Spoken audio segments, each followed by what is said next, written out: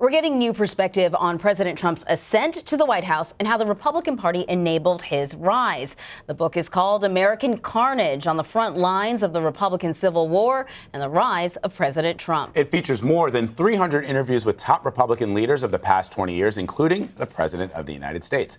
Politico magazine chief political correspondent Tim Alberta is the author of American Carnage, and he joins us now. Good to see you. Good to see you. So this is, I've read tons of excerpts that have come out. And they've been all equally fascinating. But this book isn't just about President Trump. What did you learn about the Republican Party, their reaction to Trump from the moment he got onto the stage, the national stage, to where we are now in 2019? Yeah, so you're right. It's not just a book about President Trump. I think it's really interesting to think about Trump's rise in the context, the broadest, most context of where this country has been over the last 10 to 15 years. And I'm not just talking politically, culturally, socioeconomically. You have seen an enormous amount of disruption and transformation that has affected a lot of people and how they view the political class.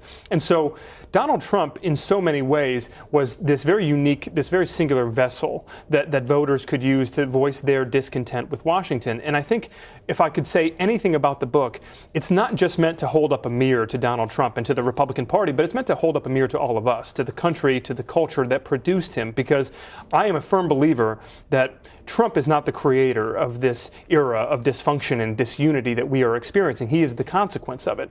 And until we sort of wrap our heads around that, I don't think we're going to be able to reckon with Trumpism, and more importantly, reckon with what comes after Trumpism, because he's going to come and go. The presidency is a transient office, but there are a lot of big existential questions that we have not yet grappled with, because frankly, so many of us are consumed day in and day out with the president himself. There's been a lot of talk about why people, conservatives, maybe evangelicals, have been drawn to Donald Trump when some of his personal choices don't reflect perhaps their ethical choices, right? And the conversation has been, well, as long as people get their conservative justices and they get regulations lifted off of coal or something like that, then they're fine with him. Is that what the Republican voter wants? I think it's something even more visceral. So I think that that's right, but it all goes back to a very simple idea, which is that the Republican Party circa 2008 was viewed as very weak. The George W. Bush, even the Ronald Reagan era Republican Party was viewed as elitist, as a country club entity, so, very much engineered and oriented toward surviving in polite company with wealthy suburbanite Republicans who would keep the party anchored.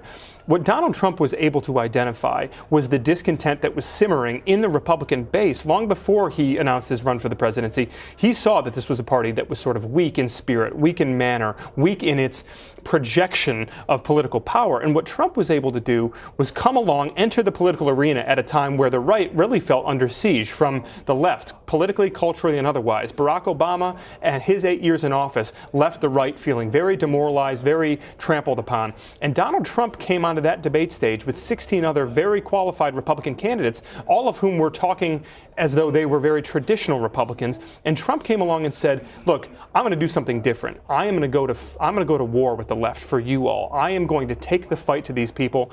You might not agree with me on everything. You might not think that I'm a true believer in some of your causes. And by the way, I'm not. But I'm going to get in the ring and I'm going to start throwing haymakers. And I'm not going to apologize for any of it.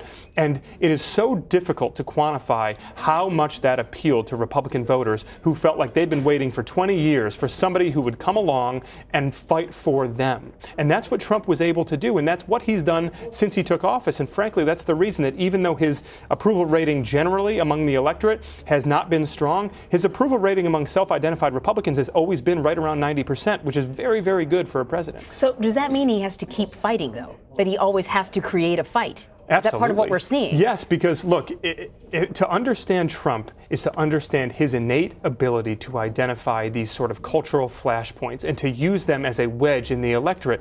Donald Trump knows that some of his policies have not been beneficial to some of his core base voters, blue-collar, non-college educated, exurban and rural living Republican voters who backed Donald Trump in 2016, but who have not seen their livelihoods necessarily improve, especially economically. But Trump knows that viscerally, the cultural issues are much more important to these people than the economic issues.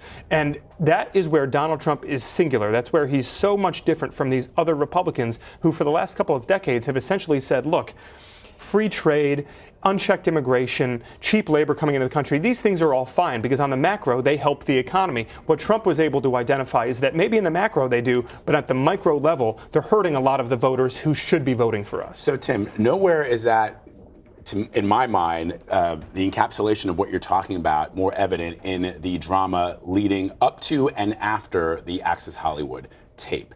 Because all the things that you're suggesting to me sound as if we saw that play out when that tape, when the Trump campaign became aware of it, and when they started to do damage control. Because it makes me think that what you're saying is that, look, at the end of the day, people who say they vote Republican, they don't care about family values. Stormy Daniels, Access Hollywood. They don't care about the debt. It's going up. They don't care about repealing and replacing Obamacare. Haven't done that. They only care about the fact that President Trump is fighting for them, at least it appears to be that he's fighting for them.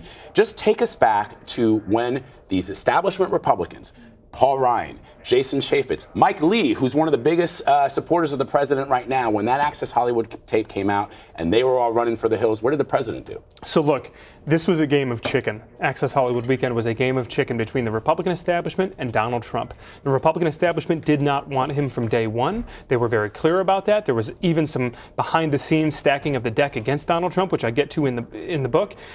Donald Trump stared down the Republican establishment and he won, right? What happened that weekend was fascinating. You had the chairman of the National Party, Reince Priebus, fielding calls from dozens of the most influential people in Republican politics, the Speaker of the House, the Senate Majority Leader, governors, congressmen, the biggest donors in the party, and they're all telling him the same thing. We've got to force this guy out of the race. He cannot win. And Donald Trump essentially gave them the middle finger, and he said, I'm not going anywhere. And then what was so fascinating is the capstone to that weekend was the debate in St. Louis, 48 hours after the Access Hollywood tape came out. The Trump campaign has been in disarray. It appears to be on the brink of collapse. What does Donald Trump do? He flies 4 women to St. Louis who have accused the Clintons of sexual misconduct, and in that debate, he comes out swinging harder at Hillary Clinton than she swings at him. And that moment, and really that entire weekend, so perfectly crystallized Donald Trump's appeal to parts of the electorate, because they looked at him and they saw a deeply flawed individual. They saw an individual who they weren't sure if they could trust. They weren't sure if he agreed with them on many, many, many things. But they saw somebody who was not afraid. They saw somebody who was strong. And if the electorate does gravitate toward one characteristic in a politician, it is strength. Donald Trump has time and time again shown that he is not afraid to take on these fights that so many other politicians back away from. The book is called American Carnage. It is out on Tuesday. Tim Alberta, really fascinating. Thanks so much for being with us. My pleasure, guys. Thanks.